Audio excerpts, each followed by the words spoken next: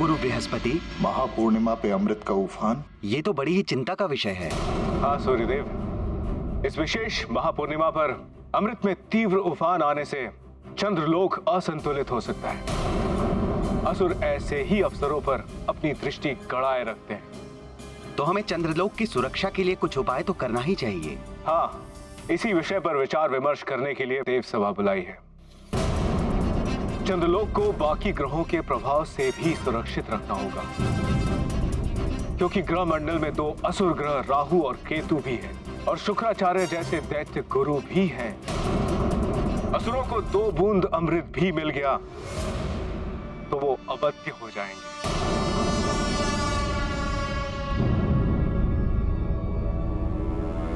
यही अवसर है रावण, चंद्रलोक के असंतुलन का लाभ तुम्हें और समस्त असुर कुल को ही लेना है। अमृत प्राप्ति ही तुम्हारा परम उद्देश्य होना चाहिए। प्रणाम दैत्य गुरु, जय लंकेश। तो आप भी इस महापूर्णिमा के लिए विशेष योजना बना रहे हैं लंकापति। किंतु ध्यान रहे, देवता भी अमृत की सुरक्षा के लिए विशेष योजना बना रहे हैं। इसलिए उन्होंने देवलोक में विशेष सभा बुलाई है। किंतु क्या? किंतु ये कि ग्रह मंडल के सभी ग्रहों को आमंत्रित किया गया है, मात्र मुझे, केतु और दैत्य गुरु शुक्राचार्य को नहीं बुलाया गया। अपमान, ये आपका अपमान है गुरुदेव। ये धृष्टता है इन देवताओं की। इस देव सभा की सारी सूचनाओं को हमें प्राप्त करनी ही होगी, और इसके लिए आवश्यक है देव सभा में सेंध लगाना।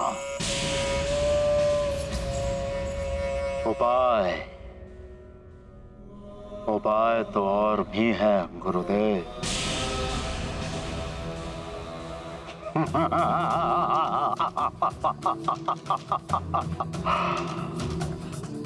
मैं जानता हूं कि मुझे क्या करना है और करना क्या है।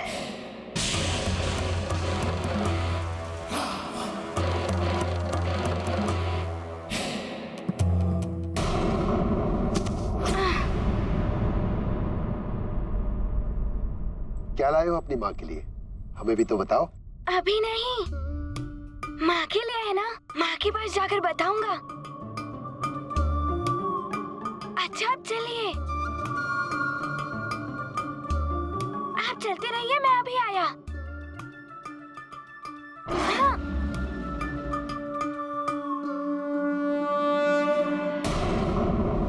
थोड़ी देर विश्राम करो, तुम्हारा मन भी शांत हो जाएगा।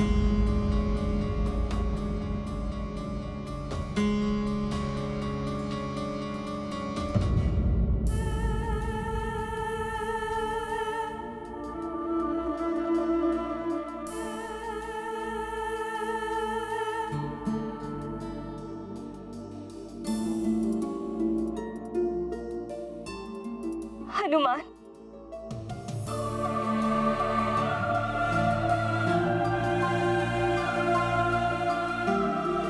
हनुमान, कहाँ जाने के लिए सज्जित हो रहे हो पुत्र?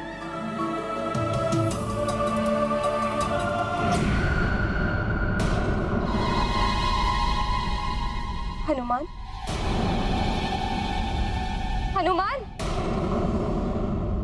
हनुमान! अंजना, हनुमान नहीं है यहाँ पे। हे प्रभु, कहीं अंजना विक्षिप्त हो जाए। हम ही का आसरा है प्रभु, न जाने हमारे सुखों पर किसकी क्रोध दृष्टि लगी।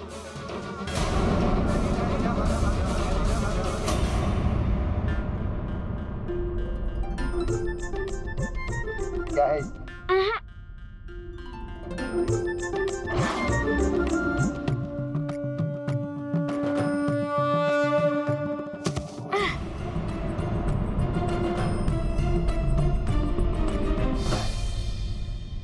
वेदराज जी, आपका ये झोला तो बड़ा ही अद्भुत है। कितना भी डालो भरता ही नहीं। बताओ तो सही, क्या है इसमें? ये तो आपको वहाँ जाकर ही ज्ञात होगा। वैसे अभी कितना समय लगेगा? पृथ्वी के मार्ग से चलेंगे तो कुछ दिन लगेंगे, और तुम्हारी भांति उड़ के जाएंगे तो शीघ्र पहुंच जाएंगे।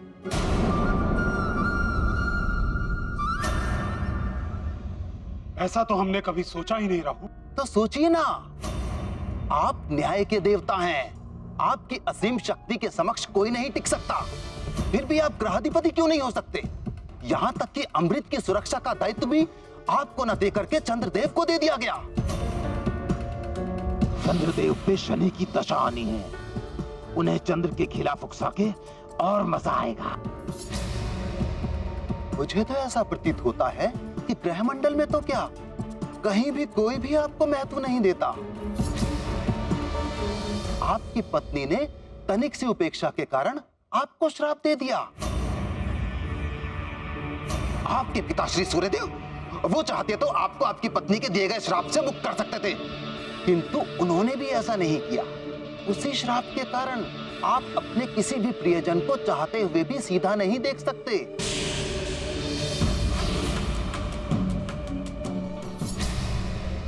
राहु, तुम मुझे भ्रमित करने का प्रयत्न मत करो। मुझे मेरा कार्य ज्ञात है। रावण से जाकर कहना कि त्रिदेवों ने मुझे जो दायित्व सौंपा है उसे पूर्ण करने से मुझे कोई नहीं रोक सकता। मुझे मेरे मार्ग से कोई विचलित नहीं कर सकता। लगता है इसका कोई फायदा नहीं हुआ, और कहीं ये क्रोधित होकर मुझ पर कुदृष्टि न डाल दें। अब चंद्रदेव को भ्रमित करने की बारी आ गई है।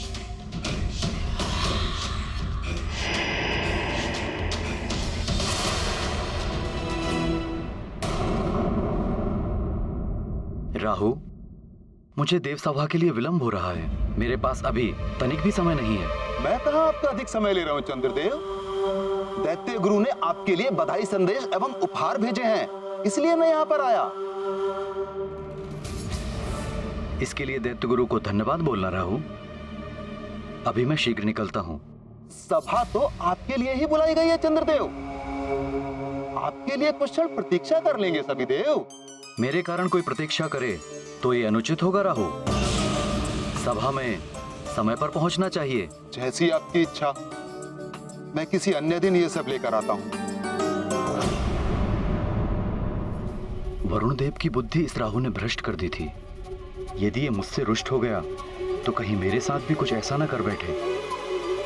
राहु सुनिए, लाइए, मैं आपका ये उपहार स्वीकार करता हूं।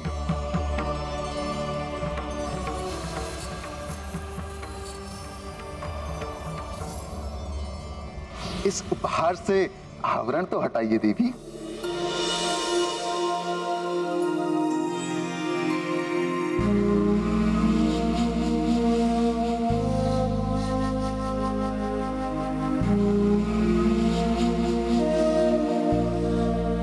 बहुत सुंदर आभूषण है। मुझे विलंब होता जा रहा है। सब देव सभा में प्रतीक्षा कर रहे होंगे मेरी। चंद्रदेव, तुम्हें विलंब कराना ही तो उद्देश्य था मेरा। अच्छा, तो एक उपाय करते हैं। जैसे सुमेरु से अयोध्या तक आप मुझे अपने कंधे पर बिठा ले गए थे, और अब अयोध्या से सुमेरु तक मैं आप दोनों को अपने कंधे पर बिठाकर वापस सुमेरु ले जाऊं। उसके लिए कंधे पे बैठने की क्या आवश्यकता है? हम स्वयं भी उठ सकते हैं। अच्छा, आप उड़ सकते हैं? तो चलिए, वैसे भी कुछ क्षणों में रात्रि होने वाली है।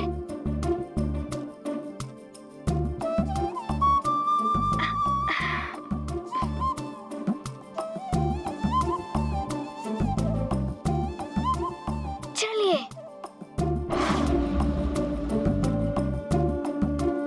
हाँ, हम शीघ्र ही पहुंच जाएंगे सुमेरु।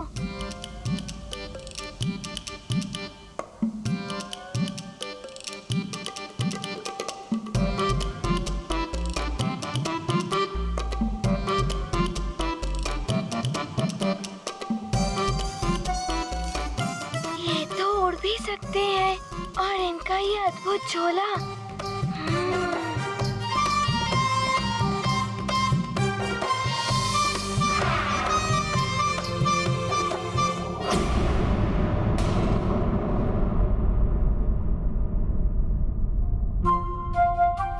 क्या हुआ हनुमान? हमें शीघ्र पहुंचना है, रुक क्यों गए? देखिए, आप पर मिथ्या संभाषण शोभा नहीं देता और माँ कहती है कि मिथ्या संभाषण पाप होता है। हम मिथ्या नहीं बोलते। अच्छा, तो आप उड़ भी सकते हैं, कहीं भी जा सकते हैं, और आपका ये झोला, इसमें कितना भी डालो भरता ही नहीं है। चाहे इसमें पूरी सृष्टि समा जाए, जैसे भोले बाबा के चरणों में पूरी सृष्टि समा जाती है।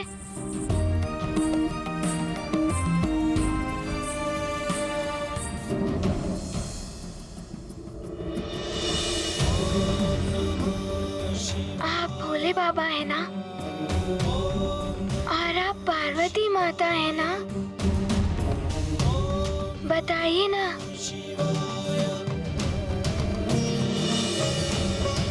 प्रणाम माता।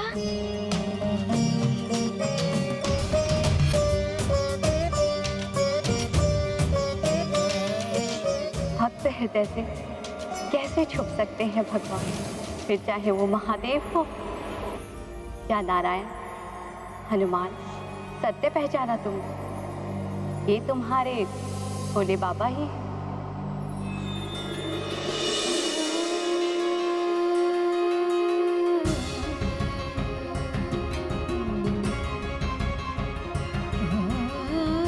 प्रणाम भोले बाबा। प्रणाम माता। और हनुमान, इन्होंने मिथ्या संभाषण नहीं किया था, ये जगत वैद्य हैं। इन्होंने तुम्हारा उपचार किया और तुम्हारे प्रभु राम का उपचार किया। हनुमान, तुम्हें जिस उद्देश्य के ले जाया गया था वो पूर्ण हो गया है।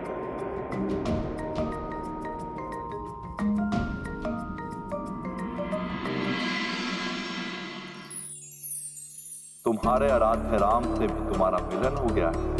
भविष्य में रामकाज के लिए पुनः तुम्हारा उनसे मिलन होगा। मैं तो सदैव ही प्रभु राम के काज के लिए प्रस्तुत रहूंगा। हाँ हनुमान, किंतु अब तुम्हें सुमेरु लौटकर पुत्र होने के कर्तव्य का पालन करना है। अपनी राजधानी और अपनी प्रजा के प्रति अपने दायित्व पूर्ण करने। जैसी आपकी आज्ञा भोले बाबा, मैं ऐसा ही करूंगा। हनुमान, तुम्हारी माता अंजना सुमेरु में तुम्हारे लिए अपना सोना अचल फैलाए व्याकुल हो रही हूँ। हम शीघ्रता से उड़कर महापूर्णिमा के पूर्व ही तुम्हें तुम्हारी माता के पास पहुंचा देंगे। चलो पुत्र।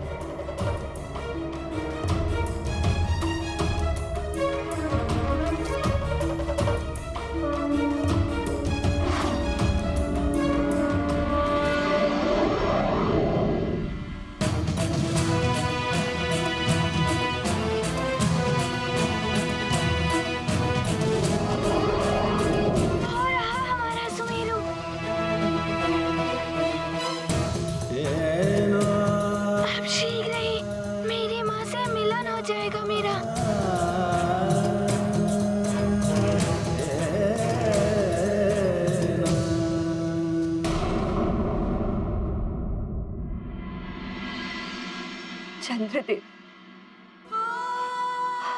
आपने मेरे हृदय की पीड़ा को समझकर मुझे मेरे हनुमान के दर्शन कराए।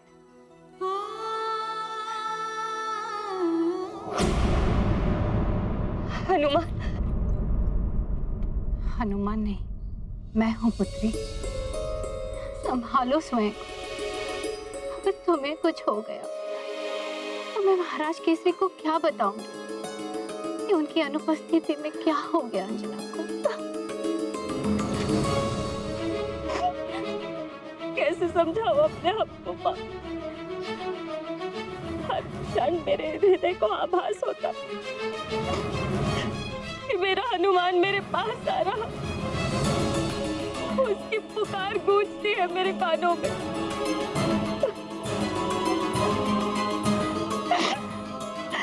मैं तुम्हारे हृदय की पीड़ा समझ सकती हूँ अंजना।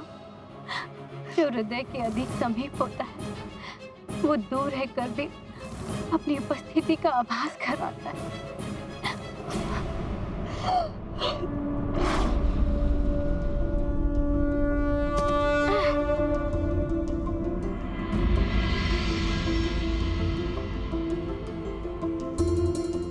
हम सुमेरु आ गए हैं देवी।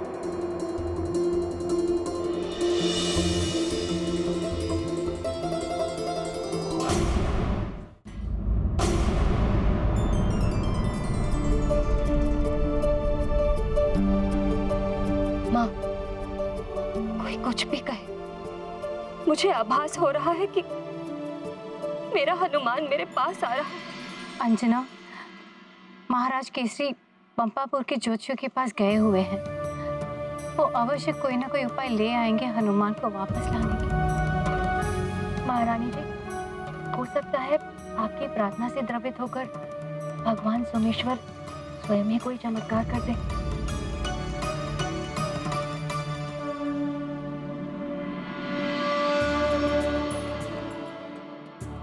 प्रतीत होता है जैसे वो आज ही चमत्कार कर रहे हैं। मेरा हनुमान यहीं कहीं है। मुझे उसकी पगध्वनि सुनाई दे रही है। हनुमान!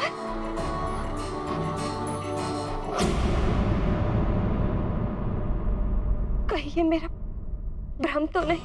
ये भ्रम ही है तुम्हारा अंजना।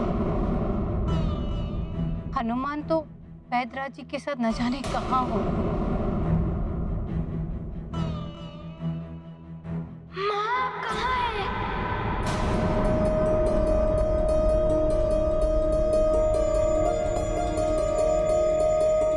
ये कोई दिवा स्वप्न है या सत्य?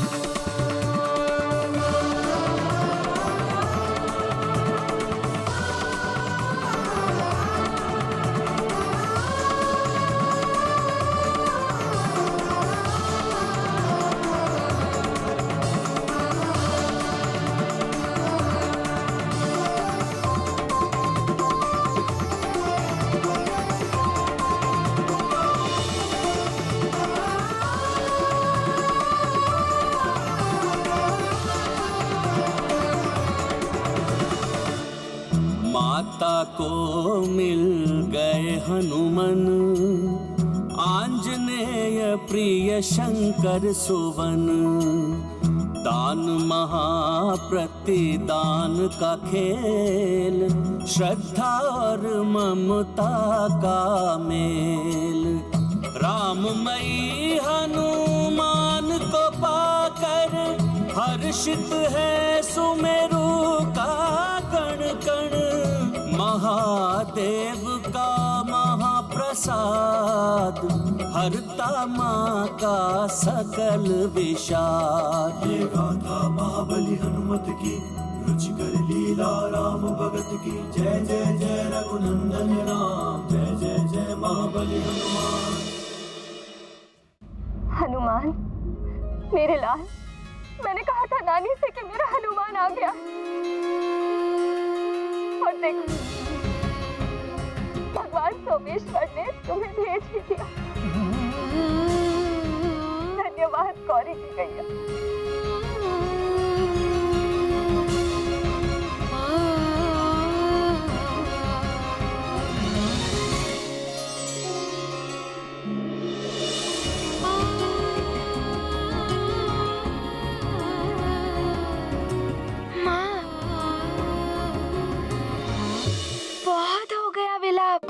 अब और नहीं, नहीं तो मुझे भी रोना आ जाएगा।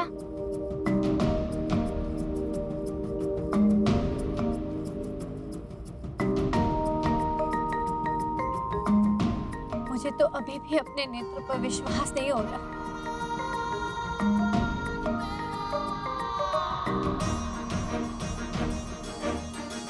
माँ, मैं आपके लिए ढेर सारे उपहार लाया हूँ।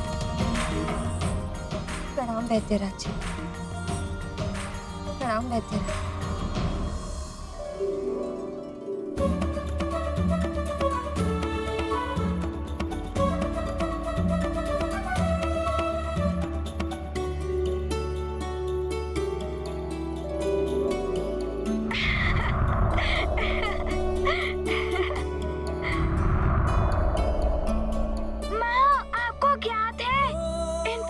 अयोध्या से लेकर सुमेरु तक की सुगंध है।